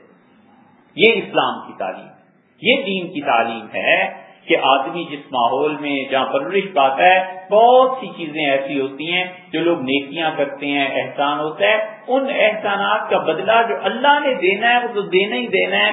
آدمی خود بھی اپنی طبیعت میں اگر شریف ہو اندر سے تو احسانات کے بدلے میں وہ نیکی کرتا ہے۔ اسی لیے قرآن کہتا ہے کہ هل جزاء الاحسان الا الاحسان، اور لوگوں نیکی کا معاوضہ کیا ہے سوائے اس کے کہ تم بھی ویسے ہی احسان کرو جیسا کہ تم پہ کیا گیا۔ تو اس جنگ میں یہ ہوا کہ رسول اللہ صلی اللہ علیہ وسلم نے ایک مٹھی پھینک دی اور وہ مٹی ہر ایک کی آنکھوں میں جا کر پڑی۔ یہ اللہ کے فرشتے جو زمین میں ہیں یہ ان چیزوں میں کام آتے ہیں اور نتیجہ یہ نکلتا ہے کہ فتح یقینی ہو جاتی ہے۔ چوتھی مثال شاہ صاحب رحمۃ اللہ نے دی، انہوں نے کہا ربما کان المترشح اعلام نفس انسانیت، کبھی یہ بھی ہوتا ہے کہ فرشتوں کے دل میں یہ الہام کیا جاتا ہے کہ تم فلاں انسان کو تکلیف پہنچاؤ، اور تنعیمہا، اور کسی کے متعلق یہ کہا جاتا ہے کہ تم اسے آرام سے رہنے دو، تو فرشتے پورا زور لگا دیتے ہیں کل مذہب ممکن کہ جو کچھ ہم سے ہو سکتا ہے ہم کر دیں۔ اللہ تعالیٰ کا حکم پورا کرنے کے وہ پابند ہو جاتے ہیں، اور خدا نے جو بھی حکم بھیجا ہوتا ہے اس حکم پر وہ اللہ کی طرف سے اس کے پابند ہوتے ہیں کہ اس کو نافذ کریں۔ امام راضی رحمت اللہ علیہ نے اس پر بحث کی ہے اور حکمت الاشراق میں یہ جو مقتول سہروردی کی لکھی ہوئی ہے اس نے بھی بحث کی ہے کہ جتنے فلاسفہ ہیں دو مکاتیب فکر رہے، فلاسفہ ہمیشہ دین کو عقل سے ثابت کرتے رہے ہیں اور ان کے مقابلے میں صوفیہ دوسرے تھے جو عشق سے خدا کے دین اور راز کو ثابت کرتے رہے ہیں۔ اور بڑا انقلاب آ گیا جب تاتاریوں نے حملہ کیا ہے۔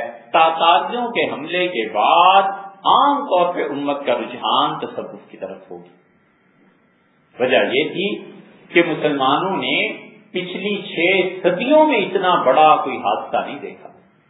نبی کریم صلی اللہ علیہ وسلم کے دور سے جب مسلمان نکلے تو سب سے پہلے ان کا واسطہ عربوں ہی سے پڑا اور وہ صحراؤں سے نکلے۔ جب صحراؤں سے نکلے اور انہوں نے سبزہ زار دیکھے، انہوں نے پانی دیکھا، دریا دیکھے، تو حیران رہ گئے کہ خدا کی زمین کتنی خوبصورت ہے، کتنا پانی ہے، کتنی سبزیاں اور پھل ہیں۔ اور ان کی اپنے تمدن کا یہ حال تھا کہ صحابہ رضی اللہ عنہ نے جب ایران فتح کیا تو کھانا ان کے سامنے رکھا گیا۔ کھانا کیا رکھا گیا کہ جو فقہا کھانے میں زیادہ تحقیق سے منع کرتے ہیں نا، اور وہ کہتے ہیں کہ اہل کتاب کا کھانا جائز ہوتا ہے، زیادہ تحقیقوں میں نہ پڑا کرو، وہ اس کو بھی دلیل بناتے ہیں کہ جب صحابہ رضی اللہ عنہ نے ایران فتح کیا تو ان کے جو کھانے پکے ہوئے تھے انہوں نے بغیر تحقیق کے انہیں کھایا۔ یہ تاریخ میں آتا ہے۔ تو خیر اس سے بھی پہلے جب وقت گیا ایران میں ملنے کے لیے تو حضرت سعد رضی اللہ عنہ نے بھیجا تھا شاہ ایران کی خدمت میں، تو بادشاہ جب ملا تو یہ لوگ ان کی اپنی تہذیب تمدن جو بھی عربوں کا تھا، نیزے کی انی دیکھتے ہوئے اس قالین پر بادشاہ کے سامنے چلے گئے۔ اب نیزے کی انی اتنی شارپ تھی کہ اس کے قالین میں جگہ جگہ سوراخ کر دیے۔ بادشاہ کو بڑا غصہ ہے، اس نے کہا یہ عجیب قوم ہے، کوئی نے تمیز نہیں ہے چلنے کی، میری ساری قالینیں برباد انہوں نے کر دی۔ وہ غصے میں بھرا بیٹھا تھا۔ اس نے کہا کہ سب سے زیادہ ذلت کی حرکت اس قاصد کے ساتھ کرو۔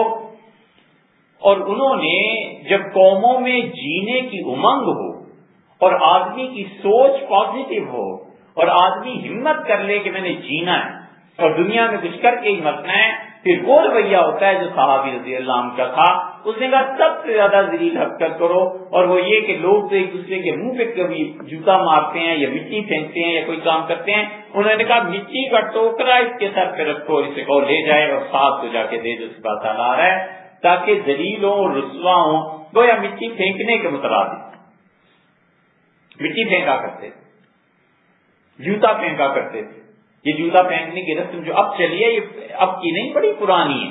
کسی کو ذلیل کرنا ہوتا تھا تو کوئی بھی جوتا اتار کے اسے پھینک دیتا تھا تو مطلب سمجھا جاتا تھا کہ بالکل صفر ہو گئے اور بہت ہی ذلیل ہو گئے۔ یہ تغلق بادشاہوں میں ایک کو سوجی تھی اس بات کی کہ اس نے کہا میرے 4 یار ہیں، اور واقعی 4 اس کے دوست جو تھے بڑے بڑے فہیم دانا پڑھے لکھے۔ اس نے ایک دن کہا کہ محمد صلی اللہ علیہ وسلم اگر اتنی چھوٹی جماعت کے ساتھ دنیا میں اپنا وزن پھیلا سکتے ہیں تو میں کیوں نہیں پھیلا سکتا؟ تم میرے 4 یار بھی ہو اور چاروں میرے پاس خلفاء بھی ہو جاؤ گے۔ اور قریب تھا کہ وہ نبوت کا دعویٰ کر بیٹھتا۔ وہ ایک بزرگ تھے، وہ انہوں نے جب ان خیالات کو سنا بادشاہ نے ان کے سامنے رکھا تو انہوں نے جوتا اتار کے بادشاہ کو دے مارا تغلق، اور انہوں نے کہا کہ تمہیں اتنا غرور آ گیا ہے اس بادشاہ پہ جس کی حفاظت کے لیے اللہ کے فرشتے نہیں ہیں، انسان ہی ہیں، اور کبھی غالب آ گئی دوسروں کی فوج تو پھر تمہاری اس بادشاہی کہاں جائے گی؟ اسی لیے قرآن میں بڑی زبردست دعا آئی ہے۔ اللہ نے فرمایا ہے فلما بلغ اشدہ، جب موسیٰ علیہ السلام اپنی جوانی کو پہنچے، طاقت کو پہنچے، محل سے باہر نکلے، قرآن کہتا ہے موسیٰ علیہ السلام ٹھیک بھرپور جوانی میں تھے۔ جوانی میں تو ایسی پھر طاقت ہوتی ہے، آدمی کہتا ہے پہاڑ کو ہلا کے رکھ دے، ہٹا دے اپنے راستے سے، ٹکرا جائے اس سے۔ اور موسیٰ علیہ السلام شہزادوں کی طرح فرعون کے گھر میں پلے ہوئے، جب وہ نکلے تو 2 آدمی لڑ رہے تھے، ایک بنی اسرائیلی تھا، ایک فرعون کے اس کا تھا قوم کا، تو اس نے فریاد کی، اس نے کہا موسیٰ میری مدد کیجئے، یہ فرعونی مجھے مارتا ہے۔ موسیٰ علیہ السلام نے وقت اللہ نے فرمایا ایک مکہ اس کو مارا، فقضا علیہ، وہ ایک مکے میں ہی مر گیا۔ اب جب مر گیا وہ فرعون کی قوم کا آدمی، تو فرعون اپنی قوم کے ایک ایک فرد کے لیے بڑی سے بڑی قربانی دیتا تھا۔ تاریخ میں آتا ہے اس نے فوراً اجلاس بلا لیا اور اس نے کہا یہ موسیٰ میرا بیٹا منہ بولا جو ہے، اس نے ایک آدمی کو مار دیا ہے، لہذا اس کے متعلق مشورہ دو کہ اب اسے قتل کریں، کیا کریں، ہے تو یہ بنی اسرائیل کا ہی، کسی اور قوم کا ہمارا حقیقی بیٹا تو ہے نہیں۔ اللہ نے فرمایا جب مر گیا نا وہ، تو موسیٰ علیہ السلام نے دعا مانگی اور انہوں نے کہا کہ اللہ یہ قتل ہو گیا ہے اور فاغفر لی، اللہ مجھے معاف کر دے، اللہ مجھ سے غلطی ہو گئی ہے معاف کر دے۔ سورہ قصص میں ان کی دعا آئی ہے، یہ دعا اللہ سے مانگتے رہنا چاہیے جب گناہ ہو جائے۔ انہوں نے کہا اے رب مجھ سے خطا ہو گئی معاف کر فرما دے، اللہ نے کہا فغفر اللہ، اللہ نے اسے معاف کر دیا۔ اب اجلاس شروع ہو گیا، موسیٰ علیہ السلام دوسرے دن آئے، دوسرے دن بھی اجلاس جاری تھا، بھی کیا کرنا ہے۔ تو جب باہر آئے تو پھر وہی لڑ رہا تھا، اس نے کہا موسیٰ یہ دوسرا آدمی مار رہا ہے مجھے، تو وہ موسیٰ علیہ السلام جب آگے بڑھے تو اس دوسرے آدمی نے کہا موسیٰ ایک تو تم نے کل ہماری خاندان ہمارے قبیلے کا آدمی مارا ہے، آج مجھے بھی مارو گے؟ تم یہ چاہتے ہو کہ زمین پہ جابرانہ حکومت اپنی قائم کرو، جبر کرو، لوگوں پہ ظلم کرو؟ تو موسیٰ علیہ السلام نے ایک دعا مانگی، بڑی بڑی عجیب بات ہوئی، ان کا رب بما انعمت علیہ، اے میرے رب جو بھی آپ نے مجھے عطا کیا ہے نا، مال، عہدہ، بادشاہ کا بیٹا، جتنی چیزیں، یہ خاص طور پہ جو لوگ پولیس اور فوج میں ہوتے ہیں ان کو تو خاص طور پہ دعا مانگتے رہنا چاہیے۔ موسیٰ علیہ السلام کا رب بما انعمت، اے پروردگار جو بھی آپ نے مجھ پہ انعام کیا ہے، عہدہ جو کچھ بھی دیا ہے، فلن اکون ظہیرا للمجرمین، اللہ مجھے ایسا کر دے کہ میں کبھی بھی اس عہدے مال و دولت کی بنا پر مجرموں کا مددگار نہ بن جاؤں، اللہ میں کسی مجرم کی حمایت کرنے والا نہ بن جاؤں۔ جو تو نے جوانی عطا کی ہے رب بما انعمت علیہ، اللہ جو بھی آپ نے انعام فرمایا، فلن اکون ظہیرا للمجرمین، اللہ میں مجرموں کا طرفدار نہ بن جاؤں، میں اپنی ان صلاحیتوں کو بہتر کاموں میں صرف کروں۔ سورہ قصص میں آئی ہے موسیٰ علیہ السلام کی یہ دعا مانگتے رہنا چاہیے اللہ سے۔ ہر آدمی پر کوئی نہ کوئی نام تو اللہ نے کیا ہی ہوتا ہے نا، کیا فائدہ کہ اس کی صلاحیتیں مجرموں کی تائید میں اور مجرموں کو بڑھانے میں لگ جائیں. تو نظام ایسے چلتے کہ سیدنا موسیٰ علیہ السلام وہ قتل ہوا وہ تو پھر ایک آدمی آیا بھاگتا ہوا اور اس نے کہا ان الملأ یأتمرون بکم، سردار بیٹھے ہوئے مشورہ کر رہے ہیں اور آپ کو قتل کر دیں گے. اخرج، ہجرت کر جا، انی لک من الناصحین. موسیٰ میں آپ کو صحیح مشورہ دے رہا ہوں. حضرت موسیٰ علیہ السلام کی دعائیں بڑی عجیب و غریب ہیں. قرآن میں کئی جگہ ان کی دعاؤں کا ذکر ہے اور سب سے زیادہ غالباً انہی کی دعاؤں کا ذکر ہے. نکل پڑے. اللہ نے کہا خرج خائفا، ڈرتا ہوا نکلا موسیٰ. یترقب، کوئی راہ پتہ نہیں تھی اور کہتا ہے کہ اے اللہ مجھے صحیح راہ دے دے، مجھے تو راستہ بھی نہیں پتا کدھر جانا ہے. اور جب پہنچے ہیں تو شعیب علیہ السلام کے یہاں تو انہوں نے دیکھا مدین کی بستی میں کنواں ہیں اور کنویں پہ لوگ ہیں اپنے جانوروں کو پانی پلا رہے ہیں. 2 لڑکیاں انہیں ادھر کھڑی ہوئی نظر آئی. چلے گئے ان کے پاس اور کہنے لگے کہ ماں تم دونوں کیوں کھڑی ہو؟ انہوں نے کہا ہمارا باپ بوڑھا ہے، جانوروں کو پانی نہیں پلا سکتا اور یہاں پر زور آور طاقتور لوگ ہیں، وہ ہماری باری آنے نہیں دیتے، پہلے وہ پلا کر چلے جائیں تو ہم غریب کمزور عورتیں بعد میں پلائیں گی. موسیٰ علیہ السلام نے جانور ان کے لیے آگے آئے، ہٹایا ایک ہاتھ سے، طاقت اللہ نے دی ہوئی تھی، لوگوں کو پیچھے کیا کہ ہٹو اور جانوروں کو پانی پلا کے ان بچیوں کو واپس بھیج دیا. اور اللہ فرماتے ہیں فلما تولا، پھر موسیٰ لوٹے ہیں جب تو آ کر ایک درخت کے سائے میں بیٹھ گئے اور کہتے ہیں رب انی لما انزلت الی من خیر، اللہ آج جو بھی میرے ساتھ آپ نے کی مہربانی فرمائے، فقیر تیرا بندہ آج فقیر ہے، مانگنے والا. تو اللہ تعالیٰ نے مہربانی کی. شعیب علیہ السلام کی بیٹیاں تھیں، بلا لی گئی. تو ہوتا اس طرح سے ہے کہ خدا ان راہوں کو کھولتا ہے اور انسانوں کو یہ بتاتا ہے کہ تمہاری جو صلاحیتیں ہیں وہ خیر میں صرف ہونی چاہیے. صحابہ رضی اللہ عنہ جب پہنچے ان میں زندگی تھی، عروج تھا، نئے نئے نکلے تھے، شیر تھے طبیعت کے. آگے جو دیکھا تو انہیں واسطہ پڑ گیا سبزوں سے، انہیں واسطہ پڑ گیا اچھی اچھی چیزوں سے. ان کا اپنا تمدن اتنا تھا کہ شاہ ایران نے کہا یہ ٹوکری بھرو مٹی کی اور اس کے سر پہ رکھ کے ساتھ کے پاس واپس بھیج دو. سپاہی ہے، ٹوکری اٹھا کر واپس لے گیا. قاصد تھے نا. اور صحابی رضی اللہ عنہ جب پہنچے تو صاحب رضی اللہ عنہ کے سامنے ٹوکری رکھی اور انہوں نے کہا آپ نے خط لے کے بھیجا تھا، انہوں نے میرے ساتھ یہ کیا. تو اس کے ساتھ رضی اللہ عنہ یہ ہے کمانڈر، ایسے مورال ہائی ہوتا ہے.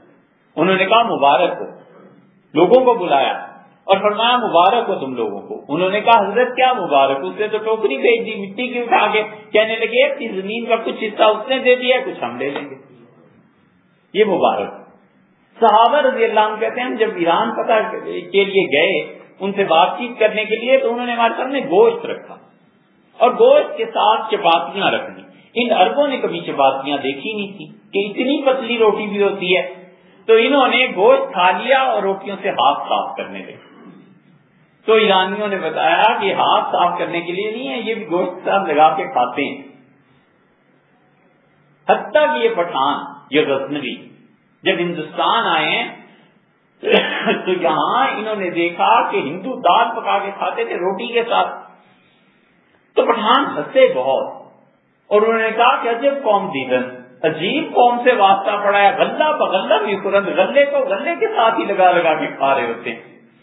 انہوں نے کبھی دیکھا ہی نہیں تھا کہ دال بھی کھاتے ہیں، وہ تو گوشت کھانے والے تھے. تو نتیجہ اس کا یہ نکلا کہ جب یہ نکلے پھر یہ عرب اور عجم میں پھیلتے چلے گئے. پھر انہوں نے پہاڑوں پہ پہاڑ فتح کیے، پھر ترکی فتح ہو گیا، پھر پہاڑی راستہ جو عراق سے چلتا تھا وہ جا کر سمرقند اور بخارا پر منتج ہوا، وہاں تک پہنچا. پھر دریائے جہون اور سہون آ گئے. یہ دونوں دریا اب بھی ہیں اور اب بھی ماوراء النہر میں ہم نے دیکھے ہیں. ان 2 دریاؤں کے متعلق حضور صلی اللہ علیہ وسلم نے فرمایا تھا کہ میں جب گیا معراج میں تو 4 دریا میں نے دیکھے اللہ کے عرش کے نیچے سے نکل رہے تھے. یہ 2 دریا روس میں بھی ہیں اور مسلمان ریاستوں میں بھی. اس دریائے جہون اور سہون کے بعد جب مسلمان پہنچے ہیں تو زمینیں ہی زمینیں. تو مسلمانوں نے فتوحات یہ کی ہیں 6 صدی تک، 600 سال 650 سال. انہوں نے کبھی دیکھا ہی نہیں تھا کہ کہیں مار بھی پڑتی ہے. تو عباسی خلفاء سے لوگوں نے پوچھا کہ عباسیوں سلطنت تمہارے علاوہ بھی کوئی لے گا؟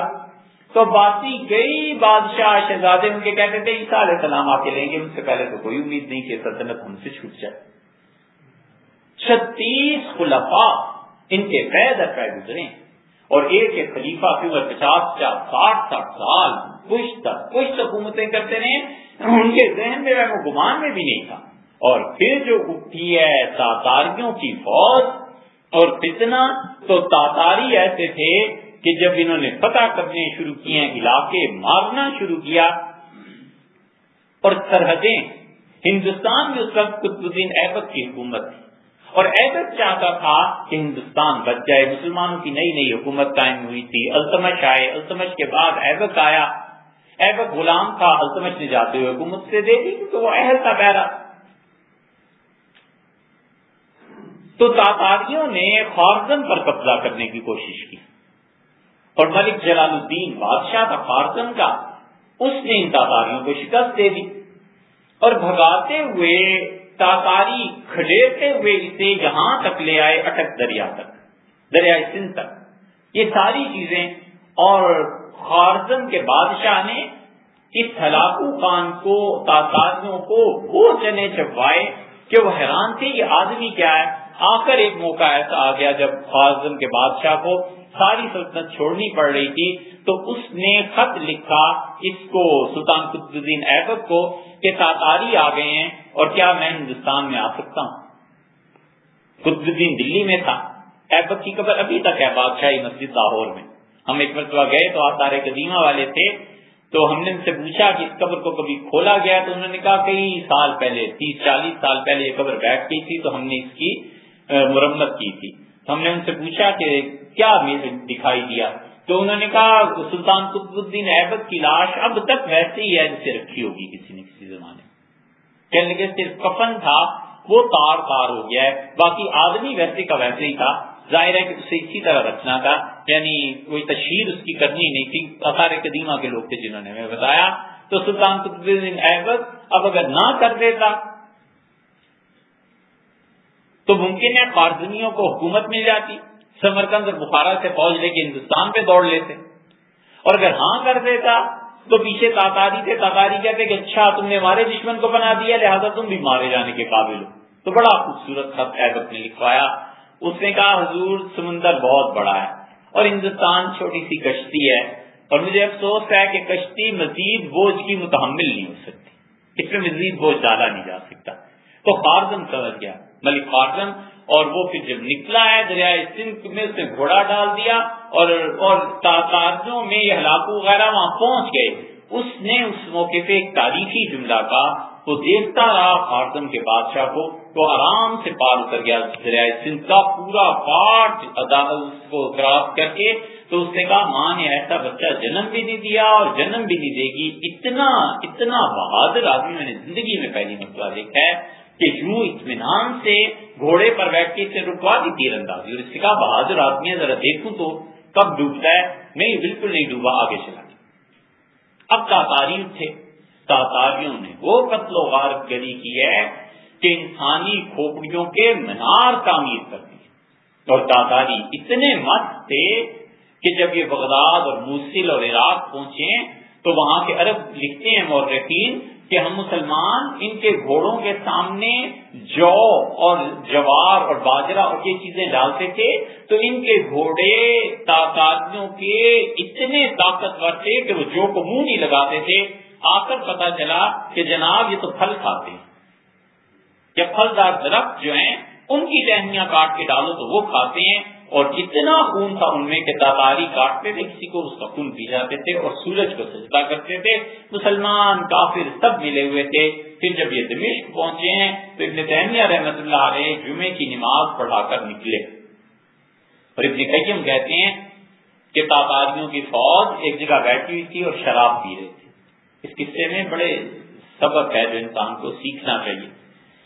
تو ابن قیم کہتے ہیں کہ شیخ الاسلام ابن تیمیہ رحمۃ اللہ علیہ جب پاس سے گزرے تو ہم ڈر گئے، ہم نے کہا شیخ تو کوئی گناہ غلط کام ایسا ہے نہیں جس پہ تنقید نہ کرتے، اب یہ ضرور ان تاتاریوں کو کہیں گے کہ شراب نہ پیو، انہیں پتہ ہی نہیں کہ یہ آدمی کتنا بڑا ہے، اور مملکت ہے اس کے مار دیں گے تو پھر کیا ہوگا، اگر ہم لڑیں گے تو شہر میں فساد پھیل جائے گا، پورے شہر کے ساتھ آدمیوں کا قبضہ ہوگا کیا؟ تو کہتے ہیں شیخ نے دیکھا اور خاموشی سے گزر گیا۔ ہم نے جا کے گھر عرض کیا کہ حضرت آپ تو ہمیشہ غلط کاموں پہ لوگوں کو ٹوکتے ہیں، آج آپ نے کچھ نہیں کہا۔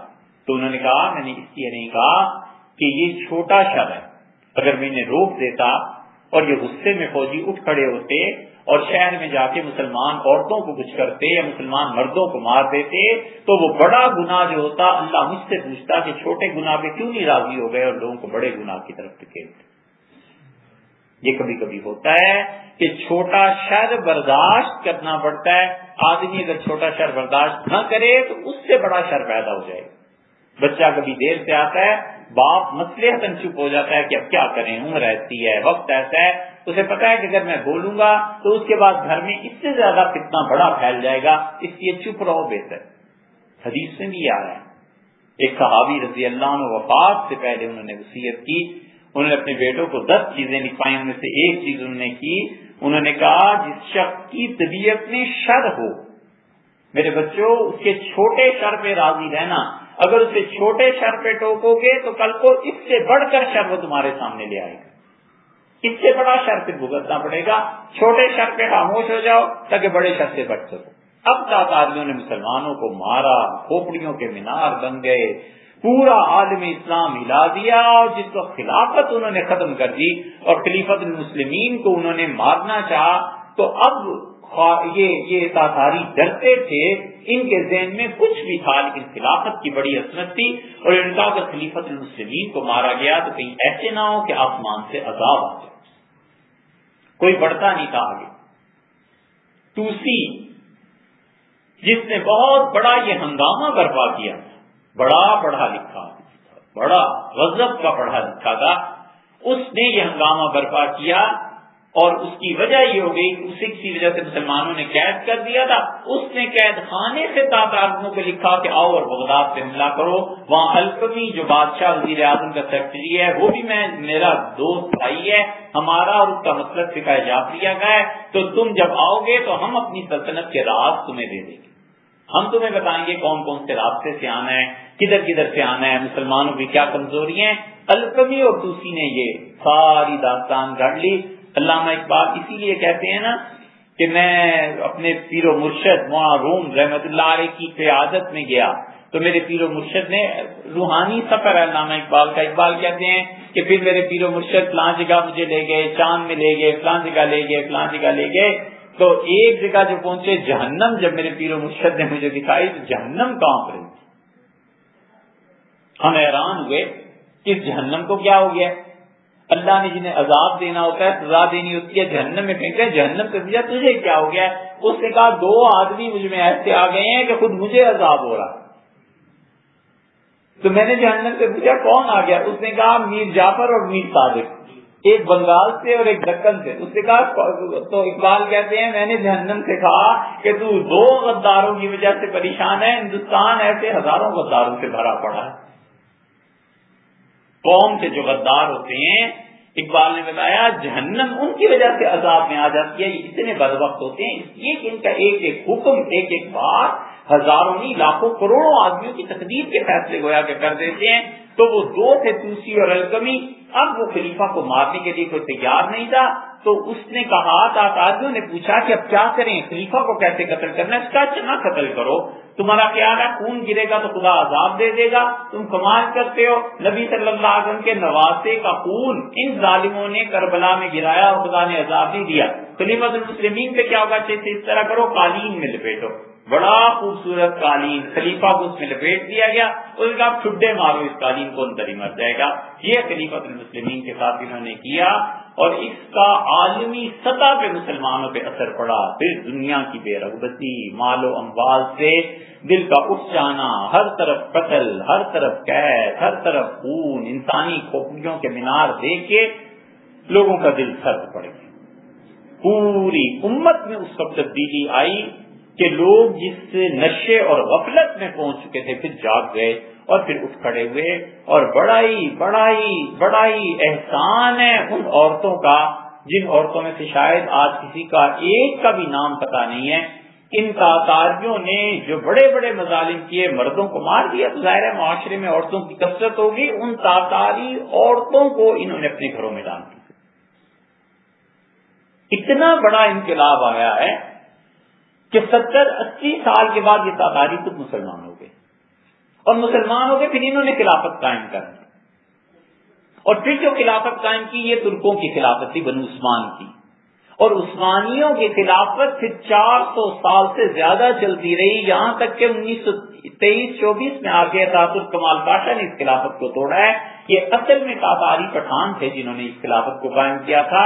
یہ خاموش انقلاب جو آیا ہے وہ 2-3 وجہ سے آیا، اس میں سے ایک وجہ یہ تھی کہ تاتاری ایک جگہ جا رہے تھے، ہر اس کا پوتا چنگیز خان کا ہر جگہ اس کا حکم چلتا تھا، تو جا رہا تھا، پتہ نہیں نشے میں تھا، مست تھا، تو اس نے ایک مسلمان صوفی کو آتے ہوئے دیکھا اور ادھر کے ہنسنے لگا تھوڑی دیر، کہنے لگا صوفی تو اچھا ہے یا کتا اچھا ہے؟ بات کبھی کبھی دل میں بیٹھ جاتی ہے۔ اس کا بادشاہ سلامت جمال الدین صوفی کا نام تھا۔ اس کا بادشاہ سلامت اگر اللہ تعالیٰ حساب نہ لے اور موت ایمان پہ آ جائے تو میں اچھا ہوں، اور نہیں تو یہ کتا اچھا ہے، اللہ اس سے پوچھے گا تو نہیں۔ یہ بات بادشاہ کے دل کو لگ گئی، تو اس نے کہا مجھ سے آ کے ملنا۔ وہ ایک دن آ کے ملا، پھر اس سے اسلام کا پوچھا، پھر صوفی نے اسے سمجھایا، سب چیزیں وہ مسلمان ہو گئی، اور کہنے لگا اگر میں اب اسلام کا اعلان کرتا ہوں تو میری سلطنت ہاتھ سے جاتی ہے، میں اپنے پوتے کو تیار کر کے جاؤں گا، میرے پوتے کے پاس آنا اور یہ تحریر اسے دکھا دینا۔ صوفی کا بھی انتقال ہو گیا، صوفی کا پھر کوئی پوتا اس کے پاس گیا اور پھر اس نے اسلام قبول کر لیا، لیکن جو 2 پشتیں 3 پشتیں گزر چکی تھیں، عام عوام میں جو انقلاب برپا ہوا، وہ جتنی لڑکیاں انہوں نے ڈال لی تھی، بچے تو ان سے حرام کے ہی پیدا ہوئے، لیکن وہ لڑکیاں اتنی اپنے مذہب کے بارے میں پکی تھی، پختہ تھی کہ جب اولادیں آگے ہوئی نا تو انہوں نے کہا بچوں تمہارا باپ ظالم تھا اور تم مسلمان، ان کا تم مسلمان ہو، تمہارا دین اسلام ہے، مذہب ہے، یوں نماز پڑھو، یہ کرو یہ کرو، تو نتیجہ یہ نکلا کہ تاتاریوں کی اولاد مسلمان ہوگی۔ علامہ اقبال نے جو کہا نا، ہے یہاں یورش تاتار کے افسانے سے مل گئے کعبے کو نگہبان صنم خانے سے، یہ ان لڑکیوں کی محنت ہے، عزتیں لٹ گئیں، لیکن انہوں نے طے کر لیا تھا کہ جینا ہے اور مسلمانوں کی حکومتوں کو واپس دلانا ہے۔ ان عورتوں نے یہ کردار ادا کیا، کوئی نہیں جانتا وہ کون تھی، اتنی تعداد میں تھی، لیکن پوری نسل اس طرف کو پلٹی ہے۔ یہ موقع تھا جب عالم اسلام میں ایک طرف فلسفے کے بہت بڑے داعی تھے، اور فلسفے کے داعی تھے امام راضی رحمۃ اللہ علیہ، راضی عقل کے ذریعے اسلام کو ثابت کرنا، ان چیزوں کو، اور دوسری طرف عام تباہی اور بربادی نے جو دلوں میں اللہ کی یاد پیدا کر دی تھی، اور دل جو مایوس ہو گئے تھے دنیا سے، اس سے صوفیہ نے فائدہ اٹھایا اور انہوں نے عشق کی دعوت دی اللہ کے۔ اس میں سعدی تھے، محققین تھے، احدی تھے، یہ معروم تھے، مثنوی والے، ان کی شاعری نے آگ لگا دی ہر طرف، اللہ کے محبت اور عشق کی چنگاریاں اٹھیں، خانقاہیں بنی، مشائخ پھیلے، اور مسلمانوں میں آہستہ آہستہ عقل اور عشق 2 متوازی چیزیں چل پڑی۔ ایک طرف یہ دعوت تھی کہ عقل کے ذریعے اللہ تک پہنچو، ایک طرف یہ دعوت تھی کہ عشق کے ذریعے اللہ تک پہنچو۔ اب عقل والے عشق کی کاٹ میں، عشق والے عقل کی کاٹ میں، لیکن آخر خدا کی محبت اور یہ چیزیں غالب آئیں اور مسلمانوں میں انقلاب برپا۔ لیکن ہمارا زمانہ اس سے بدتر ہو گیا ہے۔ اب عشق کا کوئی، عقل کے مقابلے میں عشق نہیں، اب عقل ہی عقل ہے۔ تمام وہ عقلی علوم جن سے جاب ملے، اور تمام وہ عقلی علوم جن سے پیسہ آدمی کما سکتا ہے، کمپیوٹر ہے، انجینئرنگ ہے، ڈاکٹری ہے، فلاں ہے، اب یہ ہر طرف یہ علوم غالب ہیں، اور کوئی شخص ایسا نہیں ہے جو اس کے مقابلے میں یقین کی دعوت دے، اللہ کی محبت کی دعوت دے، لوگوں کو بتائے کہ خدا کے ساتھ تعلق کیسے پیدا ہوتا ہے۔ پہلے عقل کا مقابلہ عشق نے کیا تھا، اب عقل ہی عقل ہے دنیا میں ہر طرف۔ اسی لیے معجزات کا انکار، وحی کا انکار، انبیاء علیہ الصلوۃ والسلام کے رسالت کا عقلاً کا وہ عقیدے کے اعتبار سے نہیں تو عمل کے اعتبار سے انکار۔ اسی لیے قبر کے حقائق پر ایمان نہیں۔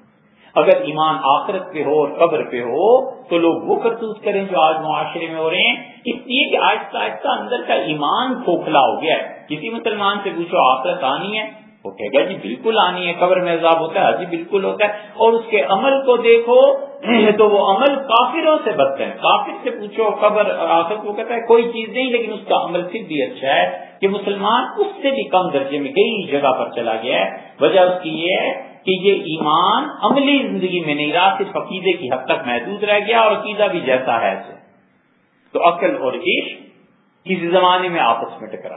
اس لیے مولانا روم رحمۃ اللہ علیہ بار بار عقل پہ تنقید کرتے ہیں، راضی بار بار عقل کی طرف لاتے ہیں، لیکن ہمارے دور میں صرف عقل کا غلبہ رہ گیا ہے، وہ عشق اس کے مقابلے میں نہیں رہا. انشاءاللہ باقی آئندہ تو 8 محرم آ جائے گی ہے نا جی، 8ویں 9ویں 8 کا ہو سکتا ہے، 9 10 کا نہیں، 9 کا ٹھیک ہے. 8